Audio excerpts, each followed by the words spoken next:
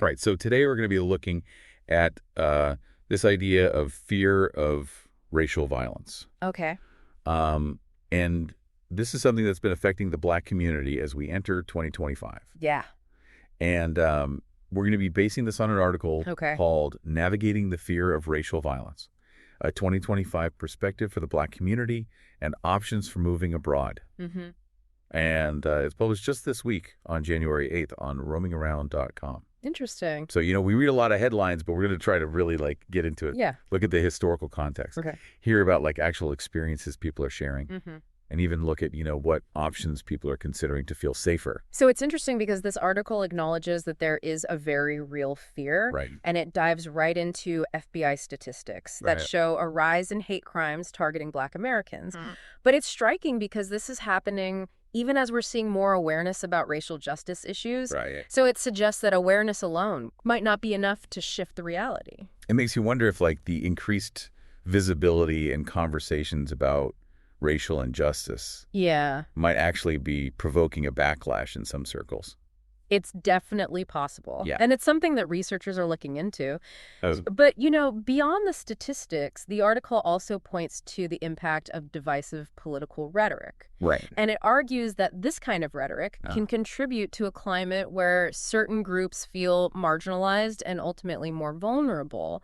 It's almost like words can create a permission structure Yeah. for acts of hate. Exactly. Yeah. And, when you think about the psychological impact of living with that constant fear, Right. it's exhausting. Yeah. The article describes how this fear seeps into everyday life, from being hypervigilant about your surroundings to changing your social interactions, even avoiding certain places altogether. You're always looking over your shoulder, Mm-hmm. never truly feeling at ease. I remember reading a study about how chronic stress like that can lead to serious mental health issues. Oh, for sure.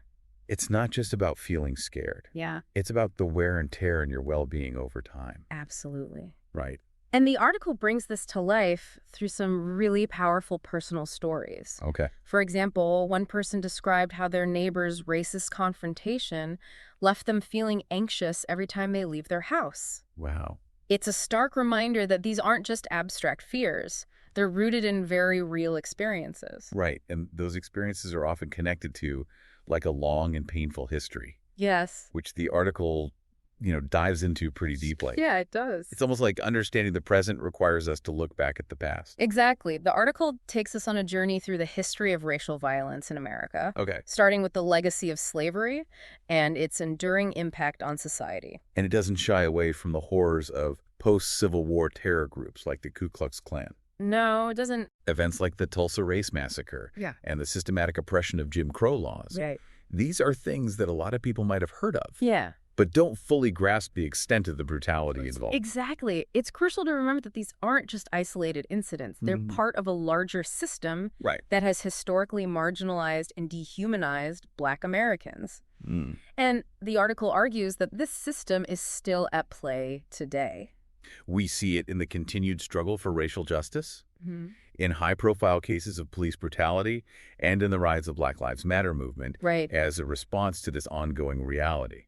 Which brings us to the question, how is this fear manifesting in 2025, and what are people actually doing about it? Yeah. The article shares some pretty powerful anecdotes. One that struck me was a woman who was considering moving abroad after witnessing violent protests. Wow. It really speaks volumes about the level of fear and desperation that some are feeling. I found that story particularly poignant. It's a decision that so many are grappling with, Right. weighing their attachment to their homes and communities against this very real need to feel safe. Yeah, It's a heartbreaking choice to have to make. absolutely. And you see this playing out in family dynamics as well. Okay. The article talks about how these conversations about safety and racial violence Yeah. are shaping how families interact and how they raise their children. Right. It's almost like a constant undercurrent to their lives. When I was reading about these families having to have the talk with their children, Right. it wasn't just about racism, but about actual survival tactics Yeah. in potentially dangerous situations. It ties into the idea of intergenerational trauma, Yeah. which the article touches on, Yeah. is this passing down of fear and anxiety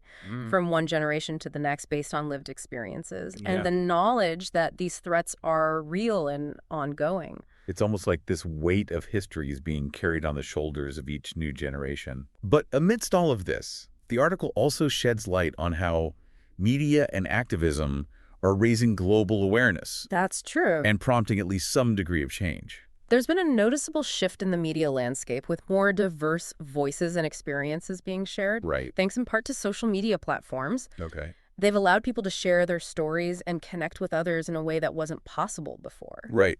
Movements like #BlackLivesMatter have really brought these issues Absolutely. to the forefront of public consciousness. Yeah. It's forced traditional media to pay attention and engage in conversations that they might have avoided in the past. And there have been tangible outcomes Okay. as a result of this increased awareness and activism. Good. The article highlights successful campaigns for police reform Right. as a testament to the power of collective action. It's encouraging to see those shifts happening, though. It's clear that there's still a long way to go. Definitely. It's a complex and evolving situation. It is. And speaking of evolving, the article spends a good chunk of time discussing relocation as a potential option for some. It's a controversial topic, Yeah, but one that clearly resonates with a lot of people for sure. facing this fear. And this is where it gets really interesting because the article doesn't just present relocation as this simple solution. Right? It acknowledges that it's a complex decision with a lot of factors to consider. You know, when I first saw the article title, I thought it would be like a straightforward guide to moving abroad. Like how to. But it's much more nuanced than that. It is. It dives into the complexities, the challenges, and the emotional toll of such a decision. It emphasizes that you can't just assume that moving abroad will automatically solve the problem. Right. There are cultural differences, potential challenges in each country, and a whole lot of research that needs to be done before taking such a drastic step. I imagine feeling safe in a new country goes beyond just the absence of physical violence. Oh, absolutely. It's also about feeling a sense of belonging, being accepted for who you are, and not facing those subtle forms of racism or discrimination. Absolutely. And the article stresses the importance of finding Black expat communities and support networks in any country you're considering. Okay.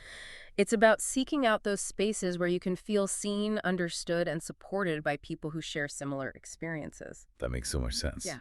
It's about finding your tribe in a new place, connecting with people who get it. Right. And practically speaking, I imagine there are a lot of logistical hurdles to overcome. Oh, there are. When relocating to another country. Visas, housing, financial planning. These are all things the article delves into. Okay. It's a big decision with a lot of moving parts. Right. And the article provides a starting point for people who are considering this option. It's like a reality check, reminding people that while relocation can offer a sense of safety and a fresh start, it's not a magic solution. No. It requires careful planning research and a willingness to embrace a new way of life. Right. But before we jump into the specifics of relocation, Okay. let's shift gears and talk about what the article suggests for those who are choosing to stay and fight for change within their own communities. That's a crucial part of the conversation because not everyone has the means or the desire to relocate. Right. And the article doesn't leave those folks hanging. It shifts towards the end to focus on finding hope in action, regardless of where you choose to live.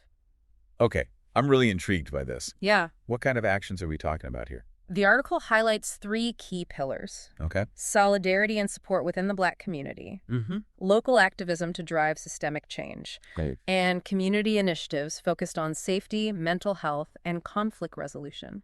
So it's about empowering people to take action both individually and collectively to create a safer and more just environment. Exactly. It sounds like it's about building resilience from within, Yeah. both on a personal and a community level.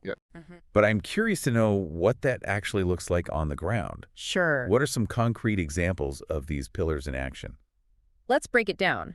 The article talks about the importance of community support systems, like peer support groups, where people can share their experiences and coping mechanisms for dealing with the fear and trauma of racial violence. That makes a lot of sense. Yeah. Just knowing you're not alone in your fear can make a huge difference. Absolutely. Sharing those experiences and strategies for coping can be incredibly powerful. Exactly. And the article also emphasizes the role of professional help, like therapy and counseling, Okay.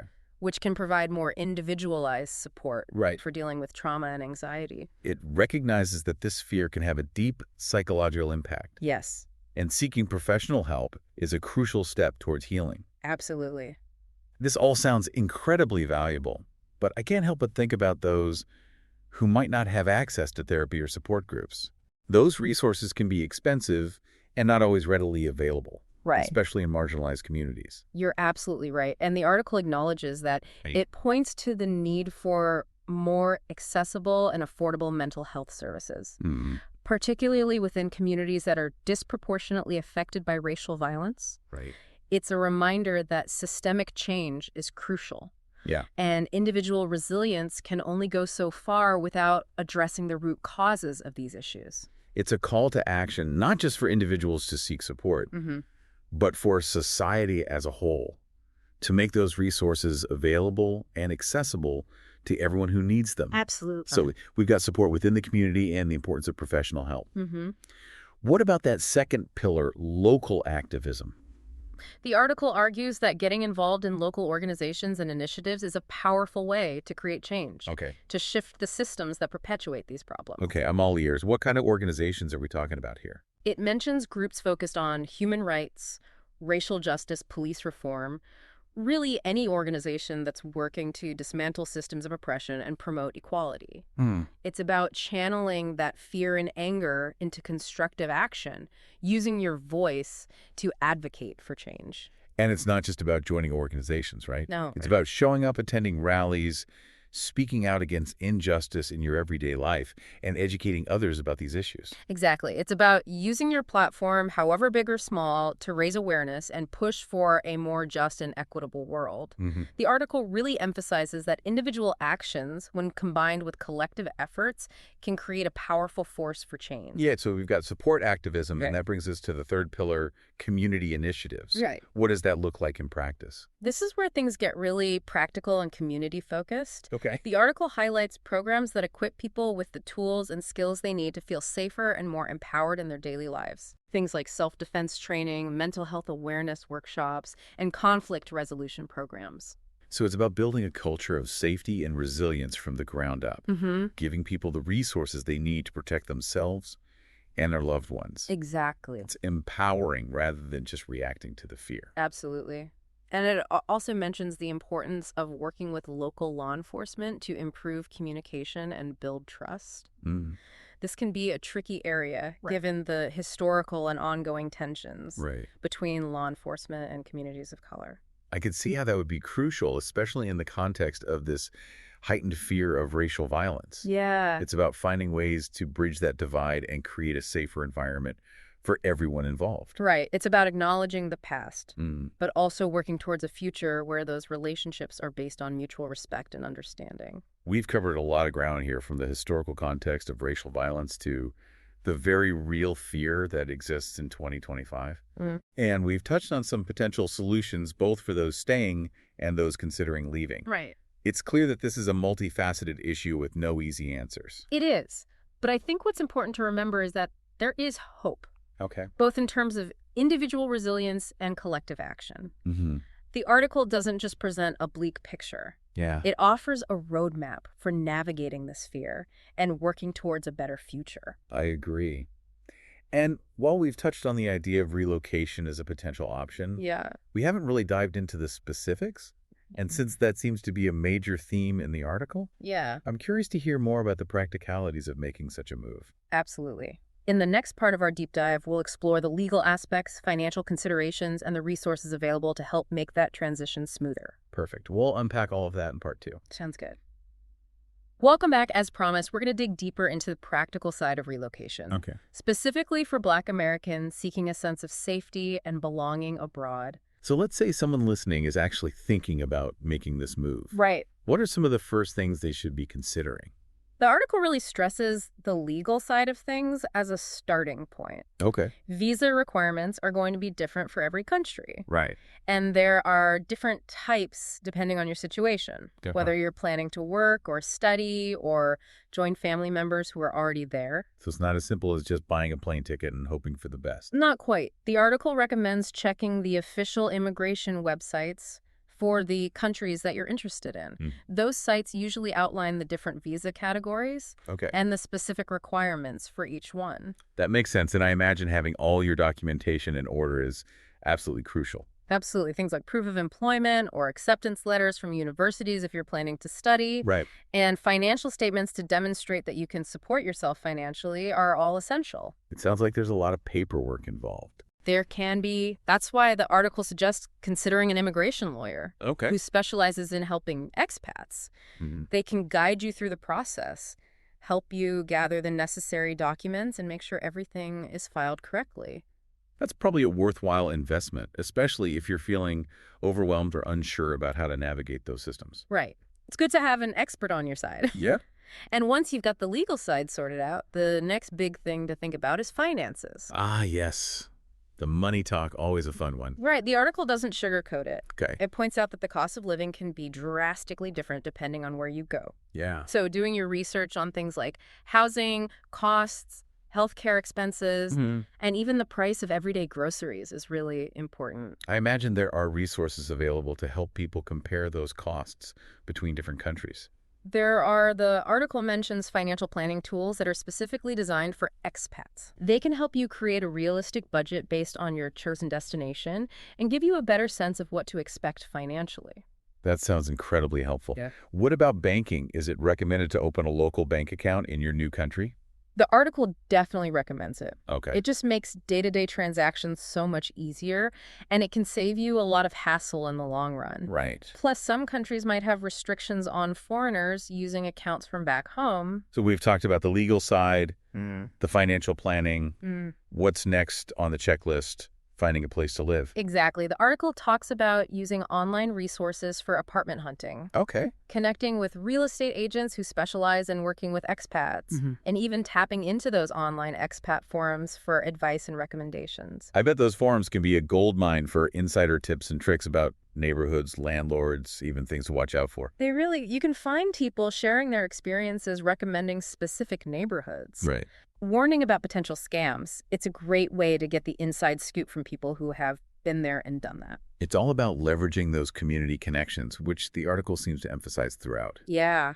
And it's not just about finding a place to live, right? Right. It's also about finding your people, your community in a new place. Absolutely. Connecting with other Black expats can really help combat feelings of isolation, especially in those early stages of settling in. Yeah. It can be incredibly reassuring to find people who understand your experiences and can offer support and guidance as you navigate this new chapter. I can imagine that's especially important when you're moving to a country where you might not know anyone. Yeah. The culture is different, and even the language might be a barrier. Exactly. The article specifically mentions looking for Black expat networks or organizations in your chosen city. Okay. These groups often offer social events, support systems, and a sense of community that can make a huge difference in feeling welcome and less alone. It's like finding your tribe in a new land. It reminds me of those historical narratives of immigrants coming to America and forming these tight-knit communities Right. to support each other. Yeah. It seems like that sense of community is just as vital today. I think so too. And while those practical aspects are important,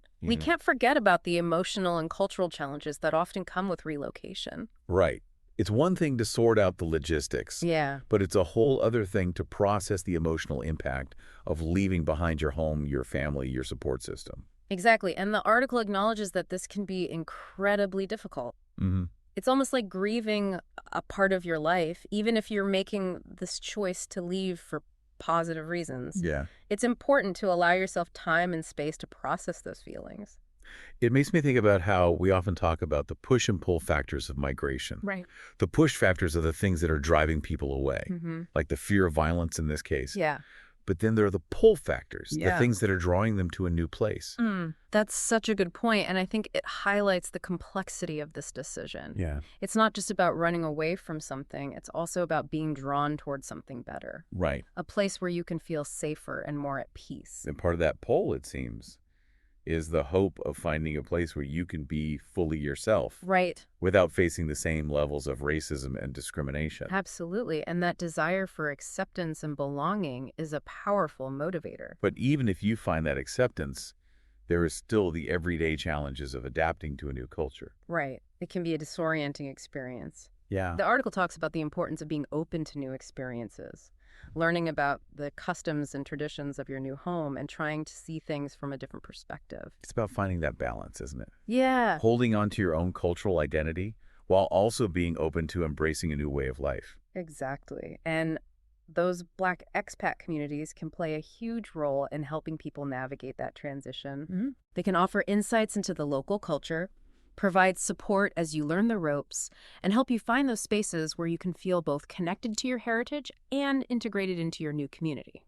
It's like having a built-in support system as you embark on this new adventure. Yeah. It's inspiring to see how people are finding ways to create a sense of belonging, even in the face of such difficult circumstances. It is, and while we've painted a somewhat rosy picture of relocation, Yeah. it's important to remember that it's not always smooth sailing. There are Nope. challenges and hurdles to overcome. The article's careful to point that out. It's not a magic wand that erases all problems. Exactly, and I think in the next part of our deep dive, we can explore some of those challenges in more depth. Okay. The emotional and psychological aspects of relocation, the potential for culture shock, and the importance of self-care throughout the process. That sounds like a great plan. Let's delve into all of that in part 3. Welcome back to the final part of our deep dive into this fear in 2025.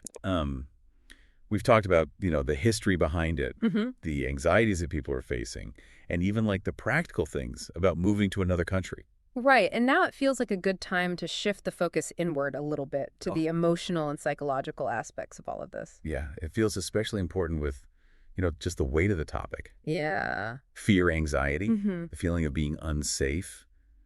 Those are heavy burdens to carry no matter where you are in the world. You're right, and the article acknowledges that, simply changing your location doesn't automatically erase those feelings. Right, it's more complex than that. It is. So how do we even begin to address that, internal landscape? Yeah. That sense of unease that so many in the Black community are carrying? The article really emphasizes seeking support, Okay. both from within the community and from mental health professionals. Okay. It's about recognizing that you don't have to go through this alone. It's almost like acknowledging that these experiences can leave emotional scars. And sometimes we need help to heal those wounds. Exactly. And it's not a sign of weakness to ask for help. Right. It's actually a sign of strength and self-awareness.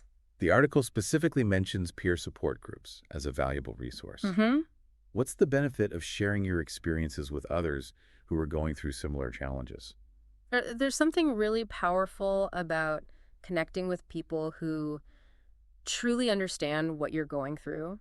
Yeah. It validates your feelings, reduces that sense of isolation, and it allows you to share coping mechanisms and strategies for Right. navigating those difficult emotions. It's like creating a safe space where vulnerability is welcomed Yeah. and people can support each other through those tough moments. Exactly. And then for those who need more individualized support, the article also talks about the importance of therapy and counseling. Right. This is where working with a mental health professional can be so valuable. Yeah.